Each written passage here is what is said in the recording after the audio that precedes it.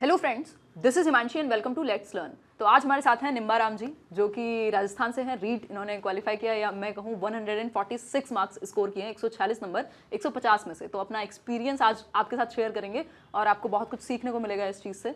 मुझे मतलब मैं इतना पूरा विश्वास है इस चीज़ का। और कॉन्ग्रेचुलेशंस निम्बा राम, और कॉन्ग्रेचुलेशंस इनको तो डबल। अभी निम्बा राम गॉट मैरिड और साथ में इतना अच्छा स्कोर किया, जो मेहनत थी वो सफल हुई और आगे भी अच्छा ही करेंगे जीवन में। तो निम्बा राम, आप हैं जोधपुर से, राइट? मैं जालोर से हूँ, जोधपुर डिवीजन के अंदर ही डिस्ट्रिक्ट है। ओके, तो अब हम बात करेंगे रीट की। हम बात करते हैं पहले। वैसे तो मुझे लगता है कि कोई भी एग्जाम की जर्नी शेयर करने से पहले इंसान भी इंपॉर्टेंट होता है, क्योंकि हर किसी की अपनी इंडिविजुअल आइडेंटिटी है और वो जो तैयारी है, वो जो मेहनत है, उसके पीछे एक स्टोरी होती है, कुछ चैलेंजेस होते हैं हर किसी के अपने। तो थोड़ी सी बात हम उसकी भी करेंगे। तो निम्बा राम एकदम हम्बल बैकग्राउंड से आते हैं और इन्होंने मतलब ये वो एरिया है जहाँ पे शायद बहुत ज़्यादा पढ़ाई को उतना प्रमोट नहीं किया जाता या प्रायोरिटी नहीं रखा जाता। कहें तो मतलब कि मेरे जो फैमिली है, फैमिली का कहें मतलब सारी जो वंश है, कह लो कुछ भी, वहाँ पे मतलब कोई 7 पीढ़ी में कोई गवर्नमेंट जॉब में ही नहीं है। बैकग्राउंड है ही नहीं, टीचर छोड़ो, कोई गवर्नमेंट जॉब में नहीं है। तो ये फर्स्ट जनरेशन लर्नर कह सकते हैं हम आपको, है ना? मतलब फैमिली में पेरेंट्स पहले नहीं गए स्कूल, ये कह सकते हैं। स्कूल तो गए हैं, उन्होंने 5वीं मम्मी ने की है, 10वीं की पापा ने, लेकिन वो एक प्रॉपर पढ़ाई वाला बैकग्राउंड वो नहीं मिल पाया। हाँ, ठीक है। और बात करते हैं अब रीट की प्रिपरेशन की। रीट की प्रिपरेशन की बात करते हैं। आप अलग अलग सब्जेक्ट से शुरू करते हैं। सबसे ज़्यादा डिफिकल्टी आपको कहाँ फील हुई? डिफ़िकल्टी के लिए मेरे पास एक ही पार्ट था। जब मैं शुरू कर रहा था, मुझे ये चीज़, मैं उससे पहले सीटेट दे चुका था, दिसंबर 19 वाला। अच्छा। तो वहाँ पे मुझे चीज़ फील हुई, वो बिना तैयारी के दिया था, लेकिन फील हुआ कि मैथ्स जो है वो, मैं बायो बैकग्राउंड से रहा हूँ, तो मैथ्स जो है वो 10वीं के बाद कभी पढ़ी नहीं। और दूसरी चीज़ है कि उससे एक वो खास लगाव था नहीं। तो ये लगता था कि यार मतलब मैथ्स जो है वो जरूरत नहीं पड़ेगी, नहीं पढ़ेंगे, तो कितने सालों तक बढ़ी नहीं। अब जब आए तो लगा कि इसकी तो ज़रूरत है और मार्क्स वहाँ पे जा रहे, कट रहे हैं। तो फिर मैंने कहा कि मैथ्स जो है हो गई तो अपना सिलेक्शन हो जाएगा, मैथ्स नहीं होगी तो नहीं होगा। तो और मैथ्स के लिए जो है वो फिर मैंने यूट्यूब से या कोचिंग से टीचर जो है वो लिए, उनसे पढ़ा, जो उन्होंने पढ़ाया बस ठीक है। तो मैथ्स एक ऐसा सब्जेक्ट था जो वीक पॉइंट था और हमने उस पर मेहनत की। निम्बा राम ने उस पर मेहनत की और उस चीज़ को ऊपर लेके आया, क्योंकि आजकल वो ज़माना नहीं रहा कि आप सिर्फ 3 सब्जेक्ट पढ़ लो और अच्छे नंबर या पास हो जाओगे। वो वाला टाइम नहीं रहा, कॉम्पिटेटिव टाइम है। और सबसे स्ट्रॉन्ग आपका क्या रहा इसमें? इसमें साइंस और इंग्लिश, ये 2 मेरे स्ट्रॉन्ग पॉइंट थे। और सीडीपी भी कह लो कि स्ट्रॉन्ग ही थी, वो कोई दिक्कत नहीं थी, क्योंकि इससे पहले मैं राजस्थान में सेकंड ग्रेड टीचर जो 10th तक होते हैं उसकी तैयारी एक बार कर चुका था जी। और इंटरेस्ट के लिए भी वो चीज़ें पढ़ते रहते हैं, तो सीडीपी के अंदर दिक्कत थी नहीं। बहुत बढ़िया। अच्छा, इसमें सीटेट में जैसे आप बता रहे थे 2019 में दिया था आपने, तो क्या स्कोर रहा था? वहाँ पे मेरा जो लेवल 2 जो मेरा खुद का था उसमें 109 था। अच्छा। और L1 मैंने दिया था 105 था। ओके। वहाँ पे हुआ कि मैथ्स के अंदर 30 आउट ऑफ जो है 13 मार्क्स जो है वो आए थे। ठीक है। अच्छा, 13 नंबर ही आए मेरे। ठीक है, 30 में से। अच्छा। तो 13 आउट ऑफ 30 थे, तो मुझे लगा कि यहाँ कमी है, यहाँ तो कुछ है ही नहीं। उसमें भी वो 8 सवाल तो उसके सही निकल गए थे, टीचिंग मेथड्स के। तो लगा था कि मैथ्स डूब रही है।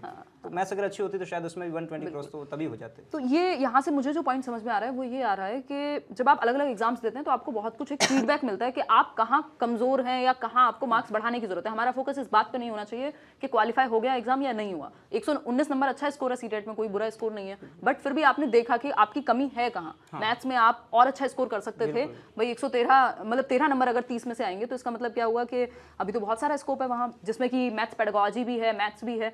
तो आपको पता लग गया, आपने डायग्नोज कर लिया एक तरह से, वो गैप पता कर लिया कि मैं अगर किस एरिया में ज्यादा काम करूँ तो बेहतर कर सकता हूँ।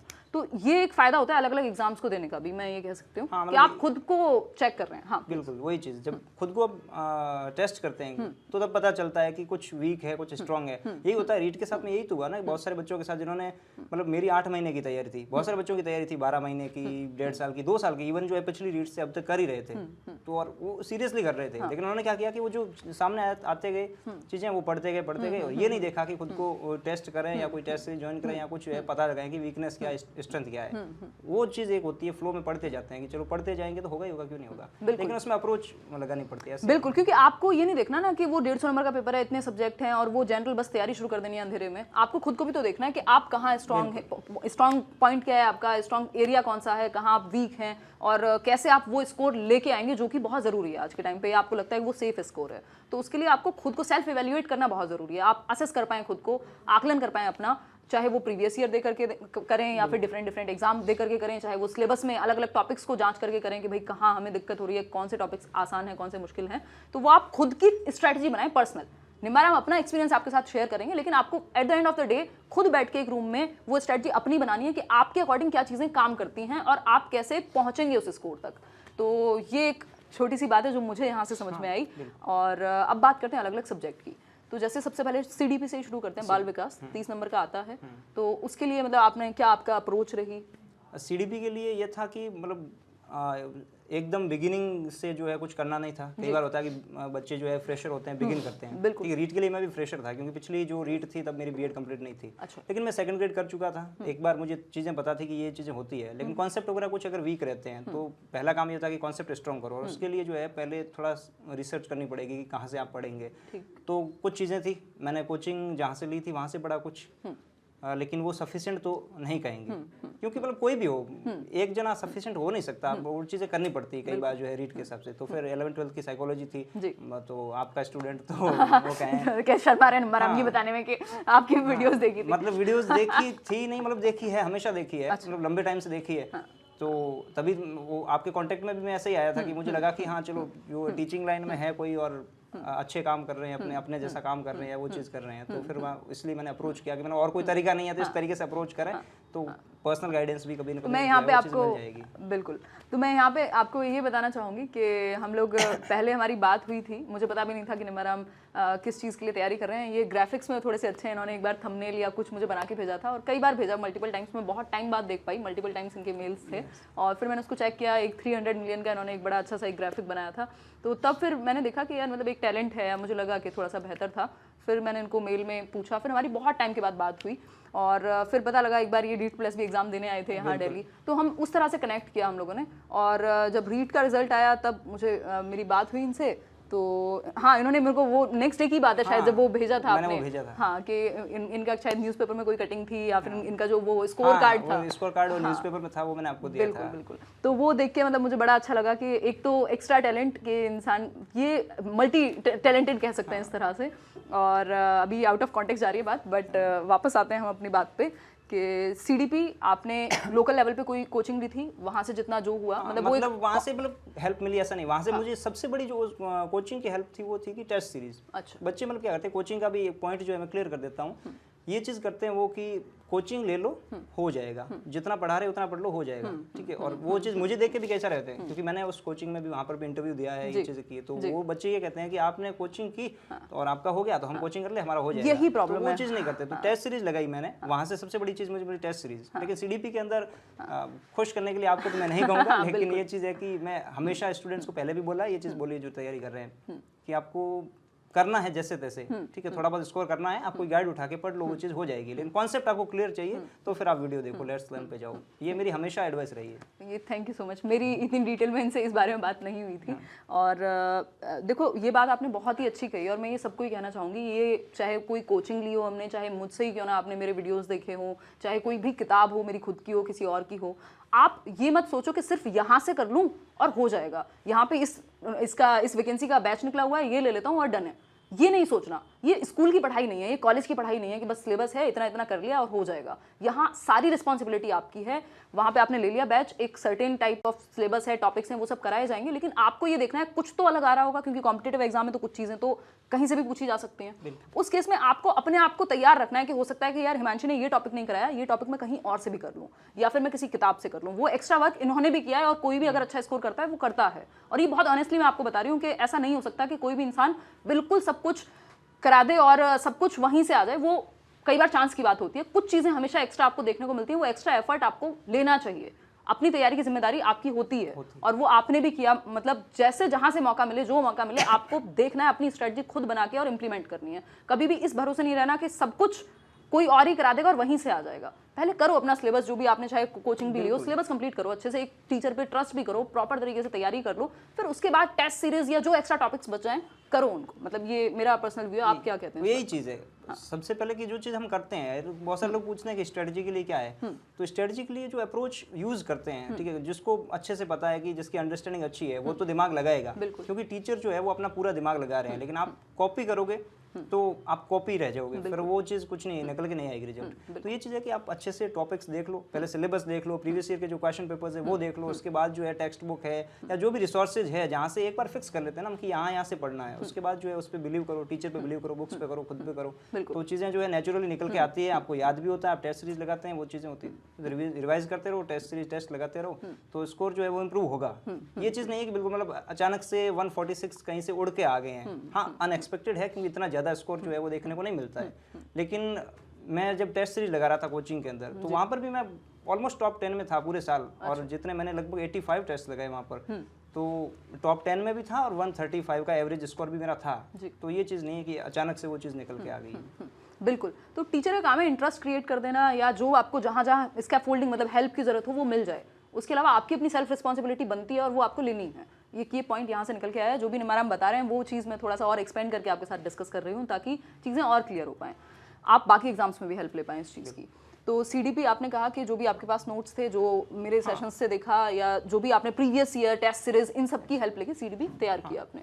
सीडीपी के लिए मैंने मतलब सारे सीटेट जो हुए हैं 2011 से लेकर आज तक जितने सीटेट हुए हैं, यूपी टेट हो गया, एच टेट हो गया, यू टेट हो गया, इस जितने सारे टेट हुए सबके पेपर सॉल्व कर दिए, फिर रीट के भी कर लिए। तो वहाँ से एक समझ में आ जाता है कि किस डेप्थ का क्वेश्चन आएगा। लोगों को मोस्टली ये होता है डेप्थ समझ में नहीं आती कि कहाँ तक सवाल आएगा। वो पढ़ रहे हैं ग्रेजुएशन लेवल का, या फिर जो है वो बहुत ही हायर लेवल का पढ़ रहे हैं, जो कॉलेज लेक्चरर में, स्कूल लेक्चरर में पूछा जाएगा वो चीज़ें वो पढ़ रहे हैं। रीट के अंदर वो चीज़ नहीं चाहिए, वो आपको जनरल अंडरस्टैंडिंग मांगते हैं। बिल्कुल, ये मैं भी बहुत बार रिकमेंड करती हूँ, शायद आपने भी देखा होगा मेरे वीडियो में, कि मैं ये बहुत कहती हूँ कि आप सिर्फ प्रैक्टिस सेट खरीदने से पहले जितने भी स्टेट हैं जहाँ पे प्रॉपर ऑथेंटिक क्वेश्चंस आए हुए हैं, गवर्नमेंट ने एग्जाम्स जो दिए हैं उनके प्रीवियस ईयर सॉल्व कर लो। और अगर आपने अलग अलग स्टेट्स के, चाहे वो उत्तराखंड हो, चाहे वो यूपी हो, चाहे वो रीट हो, चाहे सीटेट हो, आपको पेपर बेशक एक देना है, लेकिन बाकी सारे अगर आपने सॉल्व कर लिए, आपको इतना आपका पूरा दिमाग खुल जाता है, आपको लगता है कि ये एक तो स्टैंडर्ड क्वेश्चंस हैं, दूसरा आपको पता लगेगा कि स्टैंडर्ड क्वेश्चंस की लैंग्वेज कैसी होती है, हर तरह के क्वेश्चंस की लैंग्वेज से आप अवगत हो चुके होते हो तब तक। बिल्कुल, और ये फैमिलियरिटी फिर आपको हेल्प करती है। जो भी एक्स्ट्रा टॉपिक्स होते हैं, नए क्वेश्चंस जैसे ही आपके सामने आएंगे तो आप डरते नहीं हो उनसे, और उसके बाद फिर आप जितनी भी टेस्ट सीरीज लगानी है लगाओ। मतलब ये पॉइंट मुझे लगता है कि सबको करना चाहिए। बाकी ये होता मैंने मतलब जहाँ पे भी मुझे पूछा गया चीज़ें वगैरह, तो मतलब जो मेरी स्ट्रेटजी, मैंने हमेशा ये कहा, सबसे पहले syllabus, previous year question papers, फिर जो अपने सोर्सेज है वो इकट्ठे करो, कोचिंग की जरूरत है या नहीं है, कहाँ से पढ़ना, ये चीज़ें पढ़ते जाओ, फिर जो है रिविजन करो, और उसके बाद टेस्ट सीरीज लगाओ। जब 5 स्टेप है फिर क्लियर हो जाएगा। अब टेस्ट सीरीज लगाएंगे नहीं, रिविजन नहीं करेंगे तो फिर तो रैंक तो छोड़ो, सिलेक्शन ही जाएगा। हाँ, हम ऐसे रैंडमली नहीं छोड़ सकते ना, मतलब घर से इंसान निकलता है तो वो भी एक मैप में डायरेक्शन डाल के जाएगा कि वहाँ जाना है तो ऐसे पहुँचेंगे। तो एक रास्ता तो हमें पहले से फिक्स करना पड़ेगा, कुछ तो एटलीस्ट एक ओवरव्यू तो हो, हम थोड़ा बहुत चेंज करके भी चले जाएंगे, बट एक थोड़ा सा तो हमें रोड मैप पता हो कि हम करेंगे क्या इस तैयारी के लिए। पहले सिलेबस उठाएंगे, जैसा कि निमाराम कह ही रहे हैं, और सिलेबस उठाएंगे, प्रीवियस ईयर पेपर्स उठाएंगे, फिर अगर किसी का इंटरव्यू देखना है जिसने ये एग्जाम किया हो तो उसका एक्सपीरियंस सुन लेंगे, फिर अपनी स्ट्रेटजी बनाएंगे। तो ये बात हुई सीडीपी को लेकर के। फिर हम बात करते हैं हिंदी और इंग्लिश की। तो आप कह रहे हैं इंग्लिश आपका मजबूत थी। इंग्लिश, हिंदी भी अच्छी थी, ये नहीं कहूँगा कि हिंदी मतलब अच्छी नहीं थी, हिंदी भी अच्छी थी, तो एक बार उसको रिवाइज करना था। तो कोचिंग से मैं पढ़ रहा था, वहाँ से एक बार मतलब क्वेश्चन तो ये है, रीट के लिए मुझे बहुत पूछा जाता है कि हिंदी के लिए पढ़ें क्या, तो क्वेश्चन मैंने देखा ग्रामर के क्वेश्चन जो 9 to 12 की अपने एनसीईआरटी ले लो या आरबीएसई राजस्थान बोर्ड की कोई भी ले लो, कोई फर्क नहीं पड़ता, ग्रामर की बुक आती है, वो बुक हम जो है वहाँ से उठा लेते हैं, सारे क्वेश्चंस वहीं से आते हैं, कोई चीज़ मतलब एक्स्ट्रा जो है मैंने देखी नहीं उस पेपर में, लेकिन मैंने पढ़ा उससे थोड़ा और लेवल का था, क्योंकि वो चीज़ है कि एक बार अच्छे से रिवाइज हो जाए तो फिर कोई दिक्कत वाली बात नहीं है। इंग्लिश मेरा टीचिंग सब्जेक्ट रहा है, आपने पढ़ाया भी है राजस्थान में? हाँ, मैं पढ़ाया है मैंने उस चीज़ को, तो इंग्लिश के अंदर ग्रामर पार्ट या कोई और चीज़ में दिक्कत थी नहीं, और सीडीपी वो पेडागोजी वहाँ तो आ ही जाती है, सीडीपी के अंदर पढ़ते हैं तो एक वो अंडरस्टैंडिंग बन जाती है। उसके अंदर 1-2 टॉपिक थे, वो सीएलटी जो आता है अपना कम्युनिकेशन लैंग्वेज टीचिंग वगैरह, तो वो कोचिंग में एक सर करवा रहे थे, बहुत अच्छा करवा रहे थे, वहाँ से की। तो इंग्लिश में मतलब मुझे लगता है मैंने सबसे कम मैनेजेबल पूरी रीट की जो 8 महीने की तैयारी में 10-12-15 दिन ही दिए होंगे इंग्लिश को, और हिंदी के लिए जो है एक बार अच्छे से रिवीजन कर लिया। कोई पर्टिकुलर बुक आप बताना चाहेंगे? मैंने कोई पढ़ी नहीं है। अच्छा, मैंने ये कि 9 to 12 की जो हिंदी के लिए बुक थी वो पढ़ी। इंग्लिश के लिए तो मतलब ये अजीब कहूँगा मैं, मतलब बहुत सारे लोग पढ़ते हैं यार ऐसे कैसे हो सकता है, मैंने कुछ पढ़ा नहीं। अच्छा, वो सीएलटी के लिए मैंने वो चीज़ें वहाँ से पढ़ ली। इंग्लिश के अलावा क्योंकि ग्रामर मैं पढ़ा रहा हूँ 5 साल से, तो बिल्कुल ठीक है कि मेरे रीट के लेवल की तो हो ही जाएगी। ठीक है, तो अगर हिंदी इंग्लिश को हम कंक्लूड करना चाहें यहाँ पे, तो हम कह सकते हैं कि एक तो जो आपकी स्कूल्स में बुक चलती हैं, चाहे वो एनसीईआरटी हो, चाहे वो आरपीएससी की हो, चाहे आप यूपी का एग्जाम दे रहे हैं तो वहाँ की बुक्स हो, तो वो आप पढ़ लीजिए, क्योंकि वो प्रॉपर एक बेस बना देंगे आपका। दूसरा, फिर जो टीचिंग मेथड्स आप जहाँ से चाहें, उन्होंने कोचिंग से किया, आप किसी बुक से करें, किसी यूट्यूब चैनल से करें, वो आप देखें कि वो आपको टीचिंग मेथड्स कहाँ से करने हैं। वैसे अगर सीडीपी अच्छी है तो वो वहाँ पे इम्पैक्ट डालते हैं, वो चीज़ आपको मतलब हेल्प अच्छी है तो आपकी टीचिंग मेथड्स अच्छे हो जाएंगे। दूसरी चीज़ मैं ये मानता हूँ कि अगर लैंग्वेज अच्छी है, मेरी हिंदी इंग्लिश दोनों अच्छी है, बिल्कुल ठीक है, तो वहाँ से चीज़ें क्या होती है कि लैंग्वेज जिसकी अच्छी है वो चीज़ों को अंडरस्टैंड अच्छे तरीके कैसे करेगा, और सीडीपी के अंदर यही तो चीज आती है। क्वेश्चन अंडरस्टैंडिंग वाले आते हैं, रट्टा मार क्वेश्चन आते नहीं है, कभी कभी आ जाते हैं वो चीज, कुछ फैक्चुअल तो होते ही हैं, फैक्चुअल वो चीज होती है, लेकिन अंडरस्टैंडिंग वाले क्वेश्चन है, आपकी लिंग्विस्टिक कॉम्पिटेंस अच्छी है तो हो जाएगा। तो हिंदी इंग्लिश के लिए हम कह सकते हैं कि एक तो आपकी जो स्कूल लेवल की बुक्स हैं, चाहे वो 9th to 12th हो या जो भी ग्रामेटिकल जो ग्रामर वाला पोर्शन है वो अच्छे से कर लें, और उसके साथ साथ फिर प्रैक्टिस प्रीवियस ईयर के थ्रू या जहाँ से जो एक्स्ट्रा मिले वो कर लें। ठीक है बात। अब हम चलते हैं नेक्स्ट उधर सब्जेक्ट की तरफ। तो इनका था science and maths, right, 60 marks का। तो आपने वो कैसे प्रिपेयर किया, थोड़ा सा आप अगर बता पाएं। 60 मार्क्स के अंदर 20 नंबर की साइंस हो जाएगी, वो 30 के दो डिवाइडेड पार्ट होते हैं, तो 20 की साइंस, 10 की टीचिंग मेथड्स, अगेन 20 की मैथ्स, और फिर 10 नंबर की टीचिंग मेथड्स हो जाएगी। तो टीचिंग मेथड्स तो ऑलमोस्ट जो है कवर हो जाते हैं जब हम जो है लैंग्वेज के कर रहे हैं वगैरह, क्योंकि वो घूम फिर के चीज़ें वहीं पहुंचनी है, कोई टीचिंग मेथड से अलग से कोई चीज़ें नहीं है। सब्जेक्ट के बारे में थोड़ा कुछ है तो वो देख सकते हैं, और टीचिंग मेथड्स के लिए मार्केट के अंदर ही कोई बुक आती है, मैंने एक तो वो ली थी, एस मंगल करके, वहाँ पे राजस्थान में चलती है वो, तो वो मैंने देखी थी, वो मुझे ठीक लगी। लेकिन साइंस मैथ्स का मैं कहूँगा कि वो पूरा क्रेडिट मैं कोचिंग को दूंगा। टीचिंग मेथड्स उन्होंने वहाँ पे एक सर थे रियाज सर करके, बहुत शानदार तरीके से उन्होंने वो चीज़ बताई, वो मुझे पसंद आई थी। ठीक है। बाकी साइंस जैसे सब्जेक्ट था तो उसके लिए 6 to 10 की जो अपने टेक्स्ट बुक होती है राजस्थान बोर्ड की या फिर एनसीईआरटी उठा लो, कंटेंट दोनों में सेम है, लैंग्वेज का थोड़ा डिफरेंस रहता है। ठीक है। तो वो 6 to 10 की साइंस की बुक्स, अब उसमें कुछ पढ़ना था नहीं क्योंकि वो तो पढ़ते आ रहे हैं, एमएससी तक पहुंच गए हैं, तो ज़्यादा कुछ वहाँ पे लोड वाली बात नहीं, तो वो पढ़ी थी। और वहाँ से तो मैं कहूँगा कि वो 6 to 10, मुझे नहीं लगता मैंने टेक्स्ट बुक के अलावा कुछ पढ़ा होगा। कोचिंग में अगर वीडियोस डाल रखे हैं तो कभी कभी कुछ देख लिए होंगे, लेकिन सारे मैंने वीडियोस देखे हैं या ये चीज़ की वो नहीं की है। 6 to 10 मोर देन इनफ है। ठीक। तो अगेन वही जो एकेडमिक्स वाली बुक्स हैं उनको आप छोड़ नहीं सकते अगर आपको अपना सब्जेक्ट अच्छा करना है, और साथ में फिर जितनी भी एक्स्ट्रा हेल्प है, चाहे वो कोचिंग हो, कोई और बुक हो, प्रीवियस ईयर हो, प्रैक्टिस सेट हो, टेस्ट सीरीज हो, वो सब तो करना ही है। लेकिन बेस जो बनाना है वो किसी एक जगह से बनाएंगे, जो कि हमारा एकेडमिक्स वाला सेक्शन, या फिर अगर आप कोई कोचिंग ले रहे हैं मतलब वहाँ वो सबसे अच्छी चीज़ है टेक्स्ट बुक्स। क्योंकि मतलब लोग क्या करते हैं, उसको अंडर एस्टिमेट करते हैं कि 6th की 7th की बुक है, मैं इतना बड़ा एग्जाम दे रहा हूँ, मेरे एग्जाम क्यों आएगी, मैंने तो पढ़ के छोड़ दिया। ये दिमाग नहीं लगाते कि जब आप ये एग्जाम दे रहे हो तो क्या करोगे, देखे टीचर बनेंगे, कौन सी क्लास के, 6 to 8 के बनेंगे, तो वो वहाँ से तो आएगा, कंटेंट क्यों नहीं आएगा। तो और वहाँ से लाइन टू लाइन सीधा जो है बुक में से क्वेश्चन उठाए जाते हैं। तो बिल्कुल सही बात है कि मतलब हम एकेडमिक्स को नहीं भूल सकते, स्पेशली वैसे भी बाकी एग्जाम्स में भी लोग पढ़ते हैं, लेकिन यहाँ तो आप टीचिंग की तैयारी कर रहे हैं जहाँ पे आपको वो चीज़ें पढ़ानी है, तो ऑब्वियसली आपका क्लियर होना बहुत अच्छे से ज़रूरी है, उन कॉन्सेप्ट्स के साथ आप गो थ्रू हों। और ये थे हमारे 4 सब्जेक्ट जिन पे हमने बात की। कोई ऐसी चीज़ निमाराम जो आपको लगी हो कि आपने कुछ ये 3-4 चीज़ें थी जिन पे आपने एक्स्ट्रा मेहनत की हो, या आपको लगे हो ये 3-4 पॉइंट अगर कोई फॉलो कर लेता है तो वो एग्जाम्स को क्रैक कर सकता है, या फिर मतलब अच्छा कर सकता है, अपनी एक स्ट्रेटजी प्लान करने में उसको मदद मिल जाए। कुछ ऐसे कुछ पॉइंट्स अगर आपको लगे हो अपने बारे में कि आप में खास था, या आपने ऑब्जर्व किया हो कि अपने आसपास वालों से आप इस चीज़ में बेहतर कर रहे थे। तो ये मुझे जो मेरा पर्सनल एक्सपीरियंस है वहाँ पर ये चीज़ लगती है कि जब हम तैयारी कर रहे होते हैं, शुरू करते हैं, तो एक तो वो सिस्टमेटिक नहीं होती, जैसे मैंने वो बताया स्टेप है कि आपके पास वो सिस्टमेटिक नहीं होती है। वो तैयारी शुरू करते ही मार्केट से या तो गाइड लेके सीधा पढ़ना शुरू कर देंगे, प्रीवियस ईयर पेपर्स नहीं देखेंगे। तो मुझे लगा कि मैंने जो प्रीवियस ईयर पेपर्स देखे, और काफ़ी सारे देखे, मतलब 2011 से लेकर अब तक तो सीटेट भी काफ़ी हुए हैं, बाकी स्टेट के टेट्स भी हुए हैं, तो वहाँ से वो चीज़ें थोड़ा हेल्पफुल रही। दूसरी चीज़ है कि मुझे लगता है कि सिलेबस की जो डेप्थ होती है वो मैंने समझ ली, क्योंकि आपको डेप्थ समझ में आ जाएगी, आप उस हिसाब से तैयारी करेंगे। मैं सेकंड ग्रेड की तैयारी की, और राजस्थान का सेकंड ग्रेड जो है मैं DSSB का यहाँ पे TGT दे चुका हूँ, मुझे पता बहुत फर्क है, वो बहुत टफ आता है राजस्थान के अंदर। अच्छा। ठीक है, तो एक अलग ही लेवल आता है, तो वहाँ से समझ में आता है कि वहाँ ऐसा लेवल मिलेगा, लेकिन रीट के अंदर आपको वो लेवल नहीं मिलेगा, तो आपको उस चीज़ पे जाना ही नहीं है। आप ग्रेजुएशन लेवल की बुक्स क्यों पढ़ रहे हैं? तो एक तो चीज़ ये है कि डेप्थ जो है वो सिलेबस की समझ में आ जाए, समझ में आ जाए तो बेटर है, और प्रीवियस ईयर पेपर्स देख लें तो बेटर है। तीसरी चीज़ है कि पेशेंस और कंसिस्टेंसी, ये 2 चीज़ बहुत ज़्यादा है। पेशेंस तो ऐसे नहीं रहता कि हम थक जाते हैं जब बैठते हैं पढ़ने कि अब आज चलो मूड नहीं है, कल करेंगे या ये चीज़ करेंगे, पेशेंस होता नहीं है। और एक तो एग्ज़ाम जो है स्टेट गवर्नमेंट के अंदर ये हमेशा से रहा है कि आएगी डेट फिर आगे हो जाएगी, आएगी फिर पोस्टपोन हो जाएगी, उसमें जो है कि अपना जो मोटिव होता है वो टूट जाता है पूरी तरह से। तो वो चीज़ और कंसिस्टेंसी जरूरी है, कंसिस्टेंसी नहीं होगी तो फिर नहीं हो पाएगा। कई सारे लोग पूछते हैं यहाँ पे, एक वो सवाल अपने बीच में आया नहीं अभी कि वो पढ़ाई के घंटे पूछते हैं कि कितने घंटे आपने पढ़ाई की होगी। तो घंटे मैटर तो करते नहीं मेरे हिसाब से, हाँ, ठीक है, क्योंकि कभी कभी तो जब मूड अच्छा होगा तो हमने 15 घंटे भी की होगी, लेकिन अगर वही कहेगा हमेशा 15 घंटे की, तो मुझे नहीं लगता कि हो पाती है, कभी 5 और घंटे इतना भी मैकेनिकल क्यों, मतलब अगर आपको पता है ये आपकी जिम्मेदारी, आपका अपना काम है, तो फिर उसमें आप ये थोड़ी काउंट करोगे कि अब 1 घंटा हो गया, अब 2 घंटे हो गए, चलो 3 हो गए, अब इससे ज्यादा नहीं हो पाएगा। वो तो आपको पता है अंदर से कि आपको क्या क्या चीजें कवर करनी है और कैसा किस दिन मूड है, और मूड से तो नहीं, थोड़ा सा आपको डिसिप्लिन भी लाना पड़ता है कई बार कि आप कितना पास में पहुंचे अपने टारगेट के, उन चीज़ों को भी ध्यान में रखना है।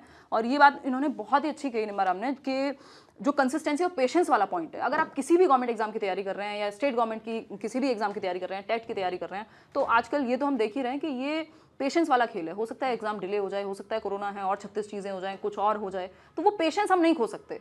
आप खुद से उम्मीद ज़्यादा रखिए, बजाय कि ये सोचने के कि स्टेट गवर्नमेंट से या किसी भी चीज़ से कि सब कुछ टाइम पे हो जाएगा। ये आप हो जाए तो बहुत अच्छा है, वो आइडियल सिनेरियो है, बट अपनी तरफ से आप कोशिश कीजिए कि आपकी तैयारी नहीं रुकनी चाहिए जब तक पेपर नहीं होगा। मतलब वही वाली बात है जो मांझी वाली मैं कई बार बोलती भी रहती हूँ कि जब तक तोड़ेंगे नहीं तब तक छोड़ेंगे नहीं। तो आपका उद्देश्य ये है कि कंसिस्टेंटली आप काम करेंगे जब तक आपका पेपर नहीं होता। ये नहीं सोच लेंगे कि अभी तो 2 महीने आगे बढ़ गया है तो किसने कहती है आपकी 100% तैयारी है, आप में और भी तो इंप्रूवमेंट के चांसेस होंगे। तो उस चीज़ को छोड़ना नहीं है, कंसिस्टेंसी नहीं छोड़नी। और एक बहुत ही अच्छी बात उन्होंने कही कि घंटे तो कोई डिसाइड करके नहीं बता सकता ना, और घंटे ज्यादा करेंगे ना तो वो आपने जो कहा ना मैकेनिकल हो जाएगी चीजें, तो हमेशा आप रहेंगे तो क्या हो जाएगा, प्रेशराइज हो जाएंगे, तो फिर लगेगा कि मैं ये चीज कर रहा हूँ कब पूरी होगी। वो होता है ना, कब एग्जाम होगा, कब मैं फ्री होऊंगा, कब हाँ, साथ में काम करते रहो। मैं ये चीज करता हूँ, जैसे वो ग्राफिक डिजाइनिंग वाली हो गई, ठीक है, वॉलीबॉल खेलना हो गया या वीडियो एडिटिंग चीजें हो गई, मैं साथ साथ में करता हूँ, ठीक है। मुझे याद है, आपको अगर शायद याद नहीं, तो मैंने रीड से 10 या 15 दिन पहले ही आपको वो वीडियो भेजा था मैंने, इंट्रो का, हाँ इंट्रो टाइप कुछ बना के, ठीक है। उसमें मुझे टाइम बहुत लगा था, वो 30-32 सेकंड का वीडियो था, मुझे 16-17 घंटे लग गए उसमें।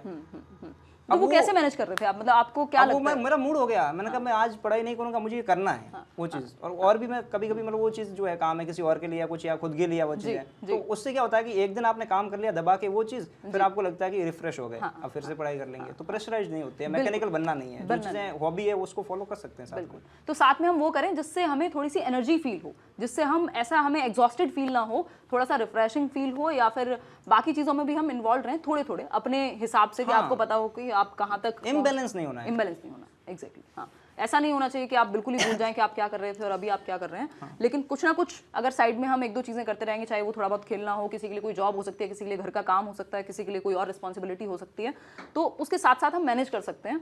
और आपने कैसे, मतलब आपको क्या लगता है कि आपने महीने के हिसाब से सब्जेक्ट बांटे थे या कुछ हफ्ते का टारगेट था, कुछ ऐसा टारगेट था कि आपने रखा हो अपने लिए? नहीं, ये तो टारगेट तो मैंने कहूँगा कि महीने के अंदर करना है, 2 महीने में करना है, ऐसा कोई टारगेट था नहीं। नेचुरल सी थी कि तैयारी शुरू कर दी जब मैंने वो बुक्स वगैरह ले ली, इकट्ठी कर दी। अब तो मेरा ये सिस्टम है, अलग अलग हर किसी की अपनी अपनी जो है पढ़ने की स्टाइल होती है। क्या करता है, कोई 2 घंटे का वो बनाता है कि 2 घंटे मैथ्स पढ़ूंगा, 2 घंटे साइंस। मेरे साथ वो सिस्टम काम करता नहीं है। मैं क्या करता हूँ कि बुक पकड़ता हूँ, उसको शुरू करता हूँ, ठीक है, तो जब तक खत्म नहीं होगी तब तक उसको वो चीज़ें लेके चलते हैं। तो 10-12 दिन 15 दिन लगते हैं और इतना देख लेते हैं कि भाई इसमें इतनी जो है टॉपिक्स है, इतनी जो अपनी रीडिंग स्पीड है, इस हिसाब से इतने दिन में ये बुक कंप्लीट हो जाएगी और इसके नोट्स भी बन जाएंगे। तो ये लेके चलते हैं 10-12 दिन 15 दिन, 10-12 दिन 15 दिन की स्ट्रेटजी होती है। एक मैं सब्जेक्ट पूरा निपटा देता हूँ, उसके बाद आगे बढ़ जाता हूँ, फिर एक सब्जेक्ट निपटाता हूँ, फिर बढ़ जाता हूँ। तो फिर उसका रिवीजन पीछे जो रहता है उसको कैसे उसका रिवीजन टेस्ट सीरीज के थ्रू। टेस्ट सीरीज, अब टेस्ट सीरीज जब आती है, होता क्या है, बिना टेस्ट सीरीज के डिसिप्लिन नहीं आता। टेस्ट सीरीज जैसे आएगी तो आपको वो क्या करते हैं, एक दिन छोड़ के एक दिन या जैसे भी मतलब देते हैं। जैसे मेरा ये था, एक दिन छोड़ के ऑल्टरनेट पे जो है टेस्ट होते थे, ठीक है। एक तो होता था फुल टेस्ट 150 मार्क्स का, ठीक है, वो तो लगा देते थे, उसमें जितना पढ़ा उससे लगा देते। अगले दिन होता था एक दिन छोड़ के और किसका, सीडीपी का, ठीक है। तो उसमें वो टेस्ट देने से पहले 4 घंटे बैठ के इस पूरी सीडीपी जो पढ़ी उसको रिवाइज कर ले, नोट्स। हाँ, ये बहुत अच्छी अप्रोच उन्होंने बताई। मैं 1 मिनट आपको बीच में कि जैसे ही टेस्ट सीरीज लगा रहे थे, हर इनको पता है हर दूसरे दिन टेस्ट है, या आपको पता है हफ्ते में एक टेस्ट देना है आपको, तो उससे पहले आप पूरा जो भी आपने सब्जेक्ट जिसमें लग रहा है जो अब तक पढ़ा है वो रिवाइज कर लो, या वैसे भी हफ्ते में एक बार रिवीजन ले लिया, कुछ भी मतलब इस तरह का आपका एक प्लान होना चाहिए, एक रूटीन होना चाहिए जिसमें आप खुद को टेस्ट करने वाले हैं तो उससे पहले आप रिवीजन कर ही लेंगे। मतलब वो इंसान का खुद का भी रहता है ना, कॉन्फिडेंस आएगा अगर रिवीजन करके जाओगे, या फिर टेस्ट देने के बाद जब आप एनालाइज कर रहे होगे कि कहाँ कमी रह गई, तो तब भी आप उसको रिवाइज कर सकते हो। तो रिवीजन का तरीका ये था निमाराम का। दूसरा उन्होंने बताया कि वो सब्जेक्ट या टॉपिक लेते थे प्रॉपर, या सब्जेक्ट लेते थे और वो प्रॉपर उसको खत्म करते थे पहले, फिर उसके बाद दूसरा, है ना, यही तरीका था। चलिए, कोई और बात आप कहना चाहेंगे? नहीं, यही था कि मतलब जो है रिवाइज करना जरूरी है, तो रिवाइज के लिए कोई तरीका चाहिए, क्योंकि एक तो 2 चीज होती है, एक तो होता है नोट्स बनाना और दूसरा होता है रिवीजन करना। ये 2 चीजें होती है आलस, क्योंकि नोट्स बनाने में आलस आता है, कौन बनाए, और रिवीजन करते हैं तब हमें क्यों, मतलब जब बुक लेके बैठे ये तो आता ही है, ये तो पढ़ लिया हमने, ठीक है, ये तो हम पढ़ चुके हैं, अब इसमें से जो है क्या ही आएगा तो सही कर लेंगे, लेकिन वो सही होता नहीं है, क्योंकि हमारी जो मेमोरी है वो इतनी आप किसी की भी नहीं कि 100% याद रहेगा, बिल्कुल बिल्कुल वो जरूरी। तो उसके लिए डिसिप्लिन के 2 चीजें करो, या तो 7 दिन का शेड्यूल बना लो कि वीकेंड पे जो है रिवीजन करेंगे, या फिर टेस्ट सीरीज ले लो। टेस्ट सीरीज आएगी जबरदस्ती करना पड़ेगा, बिल्कुल कोई चॉइस ही नहीं हमारे पास। बिल्कुल बिल्कुल। तो खुद को इवैल्यूएट भी करना है, दूसरा आपको एक अपनी पर्सनल स्ट्रेटजी बना के उस पर काम करना है। और निम्बाराम का था ये लेवल 2 रीड, और लेवल 1 में इनका कुछ 130 130 का स्कोर था। लेवल 2 के अंदर 146 थे। ये तो जॉइंट से वो फर्स्ट रैंक थी हमारी, 146 पे 3 जने थे। बहुत बढ़िया, तो जॉइंट फर्स्ट रैंक सही है, ये कह सकते हैं बिल्कुल। तो उस चीज़ के लिए कांग्रेचुलेशंस, इससे आपका भी एक उत्साह बढ़ेगा और आप अच्छा करें लाइफ में। और निम्बाराम का अगर हम क्वालिफिकेशन की बात करें तो मैं ये एंड में बता दे रही हूँ, क्योंकि हमने कुछ ऐसा कोई स्क्रिप्ट तो है नहीं, हम बिल्कुल ओपन डिस्कशन कर रहे हैं, जो आपको जब जहाँ सीखने को मिल जाए जो चीज़। तो निम्बाराम ने क्या क्या किया, आप एक बार बता देंगे अपनी जो भी क्वालिफिकेशन है? फिलहाल जो मेरी क्वालिफिकेशन है वो एमएससी जियोलॉजी मैंने कर रखा है। अच्छा। एमएससी जियोलॉजी और बीएड, ये 2 चीज़। ये सारी चीज़ें राजस्थान से ही आपने की? हाँ, मैं राजस्थान, मेरी मतलब 5वीं तक की जो एजुकेशन है, प्राइमरी एजुकेशन, वो गांव से हुई, गवर्नमेंट स्कूल। उसके बाद मैं गांव के पास ही जो ब्लॉक टाउन होते हैं वहाँ के किसी प्राइवेट स्कूल में, ठीक है, तो प्राइवेट स्कूल से वहाँ से मेरी 8th हो गई। फिर 9 to 12 भी प्राइवेट स्कूल से हुई, बाड़मेर जो डिस्ट्रिक्ट हेडक्वार्टर है वहाँ से। तो अच्छी स्कूल्स मिली, अच्छा गाइडेंस मिला वहाँ से चीज़ें, तो एकेडमिक रिकॉर्ड हमेशा अच्छा रहा। उसके बाद बीएससी जोधपुर, और फिर एमएससी जो है बीएड वो भी वहीं से हो गई। तो अभी मतलब राजस्थान में ही सारी एजुकेशन जो है वही हुई, और वो सारी हिंदी मीडियम से हुई है। एमएससी को छोड़ दें तो सारी Hindi medium. MSc obviously English medium में होती है वैसे, लेकिन हम ऑप्ट कर सकते हैं कि मैं आंसर जो है वो हिंदी में लिखूंगा, वो मैंने इंग्लिश में ऑप्ट किया था। उसके बाद से लगभग वो शिफ्ट कर दिया पूरा इंग्लिश में ही। मैं बस यही बताना चाह रही थी आपको इस टाइम पे कि मेजरली जो उनकी पढ़ाई थी वो बीएससी तक हिंदी मीडियम में ही थी, और उसके बाद इंग्लिश मीडियम में ऑप्ट किया। तो ये छोटी छोटी चीज़ें हैं, मतलब इनको इतना बड़ा हम नहीं बना सकते कि सिर्फ इंग्लिश मीडियम वाले ही टॉप कर रहे हैं, या सिर्फ इंग्लिश मीडियम वाले ही क्रैक कर रहे हैं, या फिर हिंदी मीडियम वाले कुछ नहीं कर सकते, या कोई अगर इंटीरियर से आ रहा है तो वो कुछ नहीं कर सकता, या फिर फैमिली बैकग्राउंड बहुत अच्छा होना ज़रूरी है। मतलब ये आपकी अपनी पर्सनल विल है कि आप सच में क्या चाहते हैं और उस पर कितना काम करने के लिए तैयार हैं। तो वो विल को बना के रखना है, चाहे आप कहीं से भी ये इंटरव्यू है, ये डिस्कशन देख रहे हैं, इंटरव्यू तो पता नहीं इसको कितना कहना ठीक होगा। तो ये चीज़ें शायद आपको हेल्प करेंगी, और ऐसे ही किसी और डिस्कशन में मैं आपको मिलूंगी। निम्बाराम, कुछ फाइनल वर्ड्स, आप कुछ किसी को कुछ कहना चाहेंगे? बिल्कुल यही है, मतलब जो बहुत सारे क्वेश्चंस आते हैं कि मतलब कि मेरा हुआ दिक्कत क्या हुई कि जब रिजल्ट आया हमारा रीट का, जो वो रैंक लिखी हुई थी फर्स्ट रैंक में हम 3 जने थे। वो किसी ने वहाँ के बोर्ड के किसी मेंबर ने वो पीछे फ़ोन नंबर लिख दिए। तो मोबाइल नंबर जब लिख दिए तो दिक्कत हो गई। 25 लाख एग्जाम देने वाले थे, अब कुछ तो कॉल करेंगे, तो वो चीज़ें वगैरह होती है आज भी। तो ये क्वेश्चंस बहुत आते हैं। तो मैं चाहता हूँ कि यहाँ से वो चीज़ें ज़्यादा क्लियर हो पाएगी, बड़े जो है फॉर्म पे वो चीज़ होती है। हाँ, तो निम्बाराम ये कहना चाह रहे हैं, इनकी दुविधा मैं बहुत अच्छे से समझ सकती हूँ, क्योंकि मैं भी बहुत सारे लोगों से कनेक्टेड हूँ कि इतने सारा जो पब्लिक इनका नंबर अगर हुआ है या जो भी चीज़ें हुई हैं, तो प्लीज़ इनकी प्राइवेसी का ध्यान रखें। और एक इंसान के लिए पॉसिबल नहीं हो पाता कि हम सबसे कनेक्ट कर पाएँ या सबको सेम बात बहुत बार बता पाएँ, है ना। अभी वीडियो में ये पहले भी इंटरव्यू दे चुके हैं, अभी यहाँ भी डिस्कशन चल रहा है, तो ये इनके एक्सपीरियंस से आप जान सकते हैं। दूसरी बात, मेहनत आप ही को करनी है, आपके लिए लड़ाई कोई और नहीं कर सकता। तो ये मत सोचिए कि किसी से बात हो जाएगी डायरेक्टली, या बहुत ज़्यादा मतलब कोई आपको पर्सनली हाथ पकड़ के तो कोई नहीं ले जा सकता। तो इनका एक्सपीरियंस है, उसको यूज़ कीजिए, उसको आप समझिए कि ये कहना क्या चाह रहे हैं। इतने सारे डिस्कशन में ये बात तो आपको समझ में आ भी गई होगी। तो एक तो ये पॉइंट था निम्बाराम का। और दूसरा, एक और चीज़ मैं आपसे लास्ट में पूछूंगी कि जो आपका लेवल 1 रहा होगा उसमें ईवीएस और दूसरा सब्जेक्ट आपका मैथ्स, राइट? हाँ, मैथ्स। तो उसमें कुछ प्रिपरेशन के लिए अगर 1-2 पॉइंट आप बताना चाहें लेवल 1 वालों को भी। मैंने वहाँ पे जो चीज़ देखी, क्योंकि ईवीएस और मैथ्स के लिए मुझे लेवल 1 से कोई था नहीं, अपने वो था, मेरे कॉन्फिडेंट में था लेवल 2 से सिलेक्शन हो जाएगा, उसमें कोई मुझे दिक्कत नहीं थी। तो L1 की कोई तैयारी तो थी नहीं, लेकिन मैं L1 के अंदर 3 तो पार्ट सेम ही हो गए। ईवीएस मैथ्स के अंदर ये है कि मैंने वो वहाँ पे ट्रेंड देखा एक चीज़ का कि 3rd to 5th की जो टेक्स्ट बुक्स है, बहुत क्वेश्चन आए, मतलब कम की बात नहीं, बहुत सारे क्वेश्चन 3rd to 5th की टेक्स्ट बुक से एज इट इज आए, जो सीटेट भी फॉलो करता है। पेडागोजी अलग चीज़ है। सीटेट किया मैंने, अभी सीटेट ये भी मैं देख के आया हूँ। मुझे पता नहीं कितने मार्क्स आएंगे, ढाई महीने से पढ़ाई नहीं की है, लेकिन वहाँ पर मैंने देखा वो 3री से 5वीं की, अब मुझे नहीं पता, मैंने पढ़ी नहीं है, लेकिन क्वेश्चन देख के समझ में आ गया कि ये क्वेश्चन पक्का वहाँ से कहीं से आया होगा। बिल्कुल बिल्कुल। तो ये चीज़ है कि ईवीएस के लिए 3री से 5वीं ये बिल्कुल मिस नहीं करें। मिस करते हैं बच्चे, और वो 3री से 5वीं की बुक्स है मैथ्स की, इसकी हो गई बेसिक जो है चीज़ें आती है मैथ्स के अंदर। लेवल 1 में मैंने देखा कि इतनी कोई जो है टफ लेवल की मैथ्स आती है, ईजी मैथ्स आती है, वो कर सकते हैं। तो बिल्कुल हमारा जो फोकस है, जिस भी लेवल का एग्जाम हम देने जा रहे हैं, वो एकेडमिक्स से पहले हम गो थ्रू हो जाएं। वो आपने एनसीईआरटी हो चाहे आपकी स्टेट की बुक हो वो पढ़ी हो, और साथ में प्रीवियस ईयर। तो अभी इस डिस्कशन को यहीं एंड करते हैं, और मैं निम्बाराम के लिए कुछ गिफ्ट्स भी लाई हूँ। और एक तो ये अपनी फ्लैक्सलन की बॉटल, और ये कुछ पेन, और ये मैं खुशी खुशी देती हूँ जब भी मौका मिलता है मिलने का आप लोगों से। और ये स्पेशल लेट्स लर्न की टी शर्ट। इसके लिए एक और रैंक निकालनी पड़ेगी। अरे इतने घिसेंगे तब जाके कुछ चीज़ होगी। बिल्कुल, thank you so much. You are welcome. और मुझे बहुत खुशी होती है ये सब, मतलब जब भी आप लोगों से मिलने का मौका मिलता है जिस भी तरह से, और आप लोग कुछ अचीव करके या कुछ मेहनत करके जब हम लोग स्पेशली मिलते हैं इस तरह के कभी ओकेजन्स पे, तो वो तो बहुत ही अपने आप में प्राउड फीलिंग है। तो फिर आज ये डिस्कशन इसी नोट पे एंड करते हैं। थैंक यू सो मच, फिर मिलेंगे। लाइक शेयर सब्सक्राइब कर दीजिएगा अगर आप भूल गए हो तो, अगर आपको कुछ वैल्यू एडिशन हुआ हो इस वीडियो से आपकी लाइफ में तभी। हाँ बताइए। करना ही, मैं लाइक से शेयर वाला बोल अच्छा, रहा था। बोलो। दबा के करो वो चीज़। क्योंकि देखो मोटिवेशन मिलता है उस चीज़ से, सिखा तो रहे हैं, अंडरस्टैंडिंग आ रही, सारी चीज़ आ रही, मोटिवेशन के लिए वो चीज़ जरूरी है। आप कर दो, ठीक है, घर वालों से भी करवा दो। क्योंकि मेरी मम्मी है ना, उनको मैं बता दूं, वो आपका वीडियो मैं कभी देख रहा होता हूँ, आवाज़ सुन के ही पहचान लेती है, अच्छा ये वो दिल्ली वाली मैम है, मैंने कहा ये। अरे आंटी, तो वो चीज़ें वो देखते हैं sir. Thank you so much यार, आप सभी की फैमिलीज को धन्यवाद, और आप लोगों को धन्यवाद जो लोग इतना मोटिवेट करते हैं। और कमेंट्स में अगर आपको लगे कि कोई डाउट है, कोई भी बात है जो भी आपको आपका एक्सपीरियंस रहा हो इसको लेकर के, तो आप कमेंट्स में पूछ सकते हैं। और धन्यवाद निमाराम, आप समय निकाल के आए इतनी दूर दिल्ली। और मैं भी आऊँगी कभी फिर से, अभी तो मैं राजस्थान घूम के आई हूँ, बट इस बार आपको इस बार जोधपुर बुलाएंगे, जोधपुर मीटअप के लिए। बिल्कुल इंटरव्यू भी एक आपका वादा बाकी अभी मेरा। बिल्कुल करवाएंगे बिल्कुल करते हैं। ठीक है, चलिए फिर, टेक केयर।